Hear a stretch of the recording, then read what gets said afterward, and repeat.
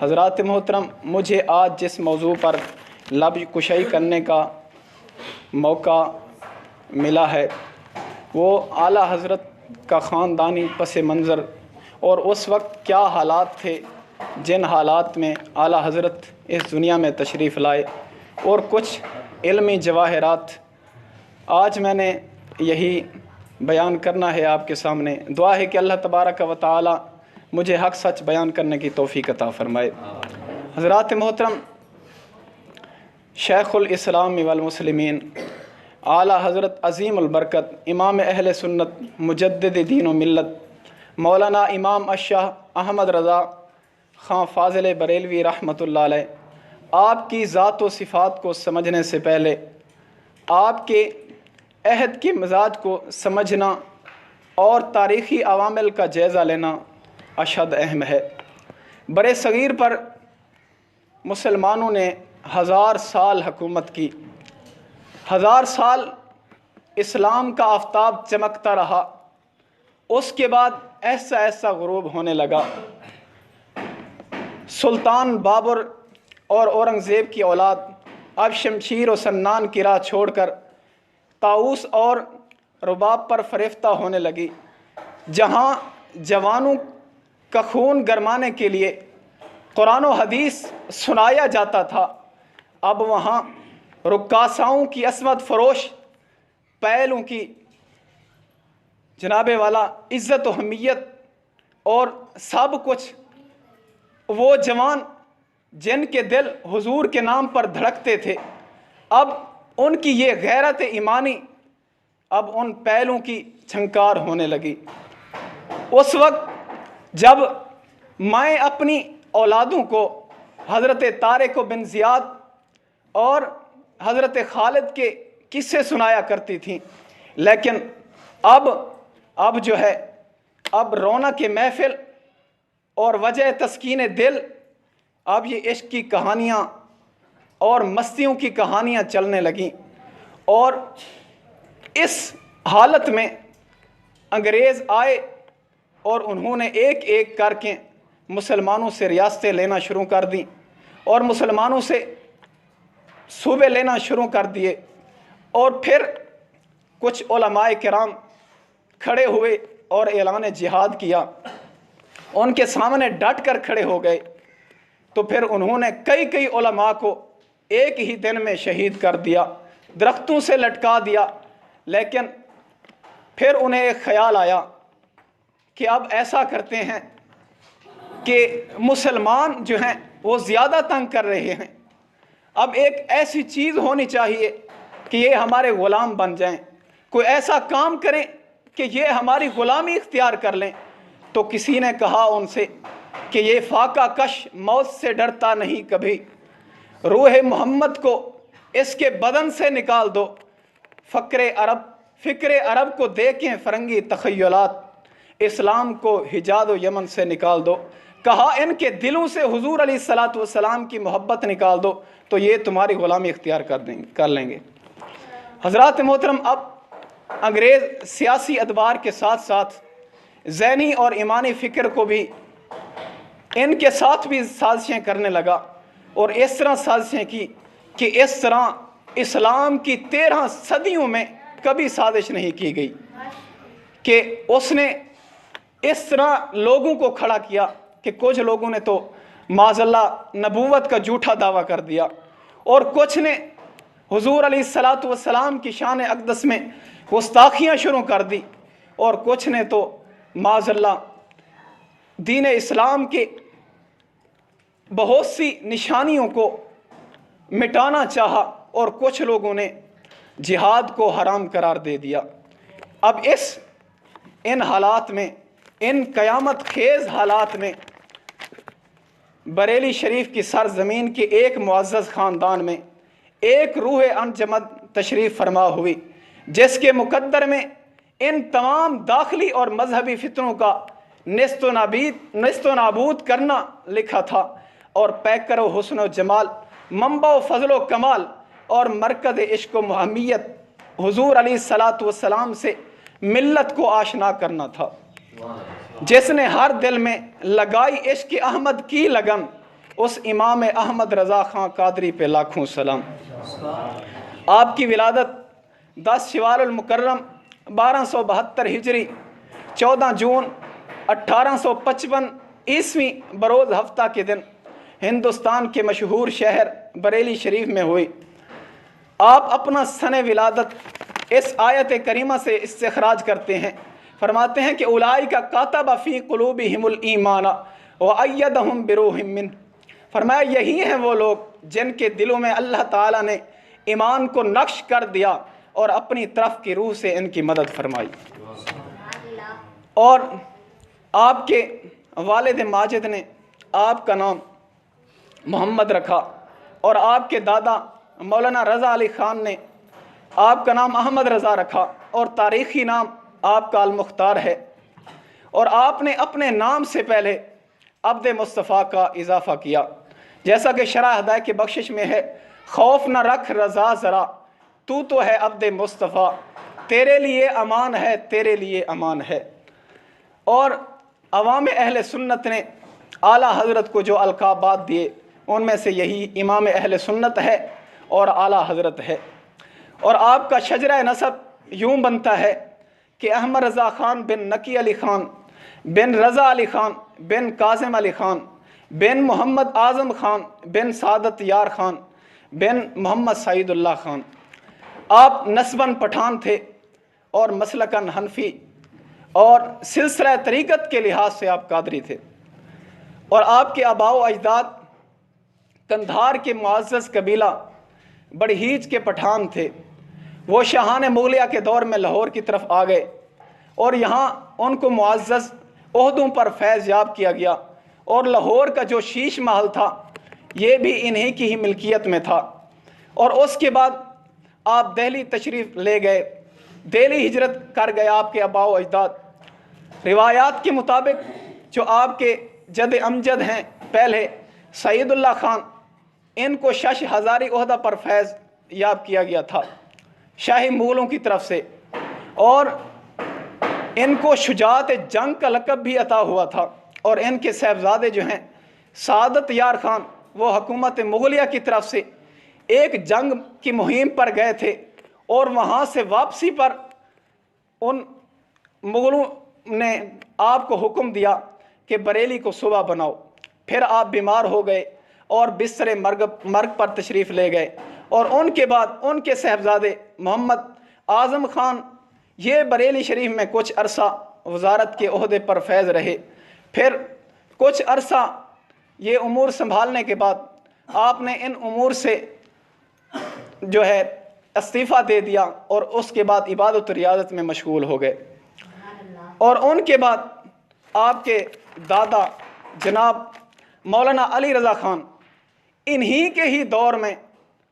جو ہے یہ سلسلہ جو وزارت والا تھا، امور وزارت تھے، انہی کے ہی دور میں آ کر ختم ہو گئے۔ پہلے جو تھے آپ کے جتنے بھی آپ کے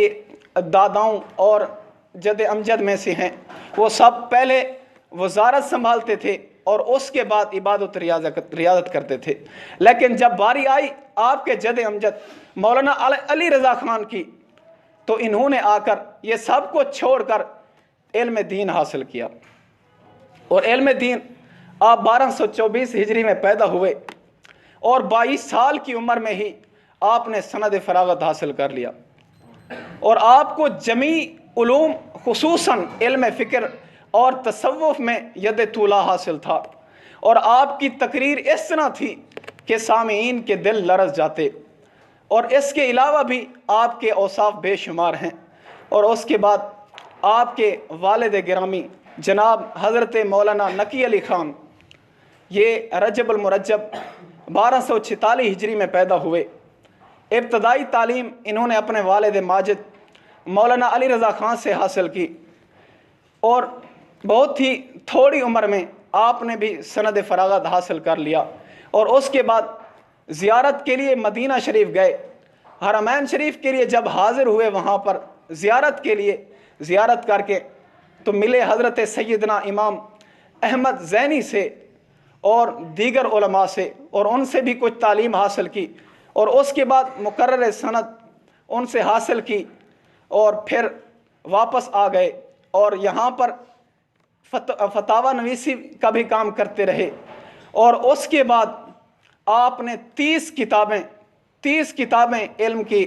دنیا میں اور اس دنیا کو اور اس امت کو 30 کتابیں دے دیں لکھ کر۔ حضرات محترم، اور آپ علم کے ساتھ ساتھ عاجزی اور تقوی اور سخاوت میں بھی کمال شخصیت تھے۔ اور پھر جب ان کے بعد ان کی 3 اولادیں ہوئیں، 3 بیٹے ہوئے، اور ان میں سے ایک کا نام اعلیٰ حضرت ہے، اعلیٰ حضرت امام احمد رضا جناب والا۔ آپ جب شروع کی عمر میں آپ مولوی صاحب کے پاس گئے، اور یہ تو نہیں لکھا گیا کہ وہ کون سی عمر تھی، سال کے یا 2 سال 3 سال کے تھے، لیکن ان کا کمال دیکھیں۔ یہ گئے مولوی صاحب کے پاس اور پڑھ رہے ہیں ناظرہ، مولوی صاحب زبر پڑھاتے ہیں اور آپ زیر پڑھتے ہیں۔ مولوی صاحب زبر پڑھاتے ہیں، 2-3 بار ایسا ہوا، تو آپ کے دادا علی رضا خان سن رہے تھے، تو انہوں نے بلایا اعلیٰ حضرت کو، بلا کر پوچھا کہ کہا کہ قرآن پاک بھی ساتھ لے آؤ۔ قرآن پاک لایا گیا تو اعلیٰ حضرت کے دادا جان نے دیکھا تو قرآن پاک میں جو تھی وہ کاتب کی غلطی تھی، یعنی کہ جس طرح اعلیٰ حضرت پڑھ رہے تھے اسی طرح ہی تھا، کاتب نے یہاں زیر کی جگہ زبر لگاتی تھی۔ تو اعلیٰ حضرت سے پوچھنے لگے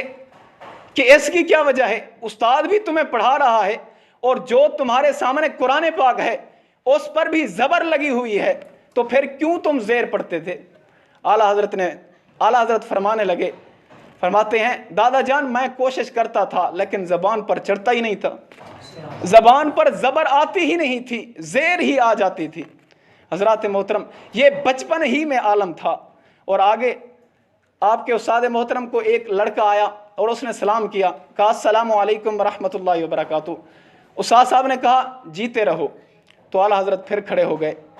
کہا استاد جی اس کا جواب تو وعلیکم السلام ہے نا، جیتے رہو تو نہیں ہے۔ تو پھر ایک دن استاد صاحب نے اکیلے بٹھا کر پوچھ ہی لیا، کہا کہ تم انسان ہو یا فرشتے ہو کہ اتنا ذہن ہے، میں جہاں تک تمہیں سبق دیتا ہوں تم اس سے آگے یاد کر کر آ جاتے ہو، تم انسان ہو یا فرشتہ؟ اعلیٰ حضرت فرماتے ہیں الحمدللہ ہوں تو میں انسان ہی، لیکن اللہ تعالیٰ کا بڑا فضل ہے، اللہ تعالیٰ کا فضل ہے، ہوں تو میں انسان ہی۔ حضرات محترم، آپ نے 4 سال کی عمر میں ہی ناظرہ ختم کر لیا تھا،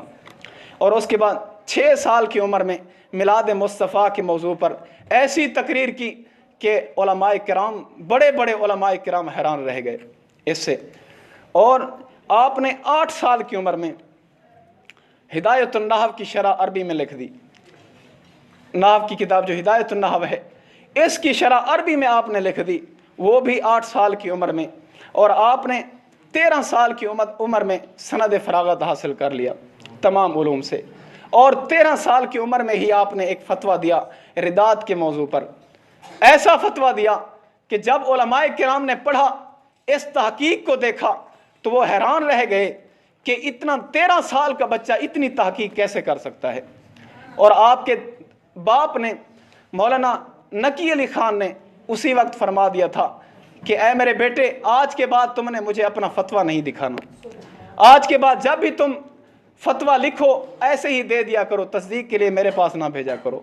حضرات محترم، اتنا علمی شاہکار تھا۔ اور اسی طرح مفتی احمد یار خان نعیمی ایک مجلس میں فرماتے ہیں کہ کیونکہ میں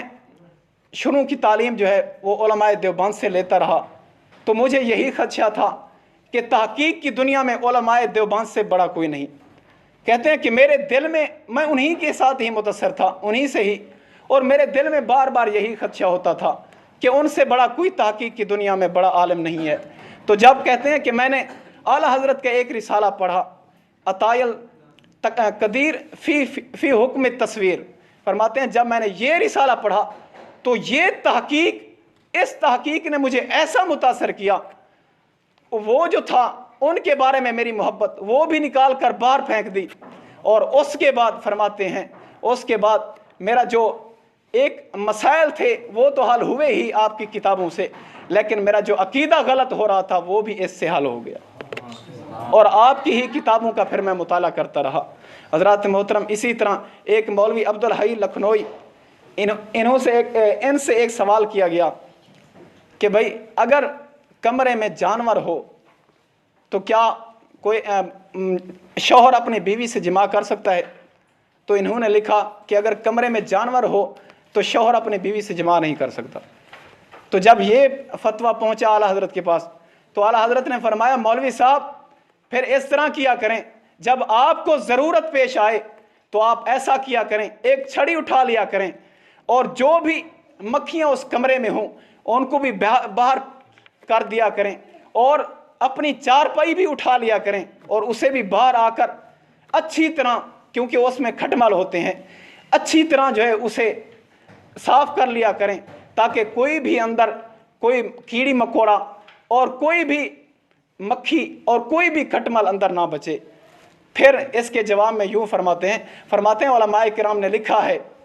کہ اگر بچہ سمجھدار، اتنا سمجھدار ہو کہ جو کسی اور کو بتا بھی سکتا ہو، اس کے سامنے بھی اپنی بیوی کے ساتھ جماع کرنا مکروہ ہے، تو فرماتے ہیں یہ تو، اور جو بچہ نہ سمجھ ہو اس کے سامنے تو ویسے بھی جائز ہے، اور یہ تو ویسے ہی جانور تھا، اس کے سامنے تو کوئی مسئلہ بھی نہیں تھا، یہ آپ نے غلط فتویٰ دیا ہے۔ حضرات محترم، اتنا علمی شاہکار اور اتنی خصوصیت کے مالک، اور اسی وجہ سے تو شعر کہتا ہے، بلکہ اسی وجہ سے یہی کہتی ہے بلبل باغ جناں کہ رضا کی طرح کوئی سحر بیاں نہیں ہند میں واصف شاہ ہدا، مجھے شوخی طبع رضا کی قسم۔ دعا ہے کہ اللہ تبارک و تعالی ہمیں اعلیٰ حضرت کے فیضان سے مالا مال فرمائے، اور ان کے جو بھی ہیں، ان کا جو عشق رسول تھا، اللہ تعالیٰ اس کی برکت سے ہمیں بھی مالا مال فرمائے۔ وما علینا الا البلاغ۔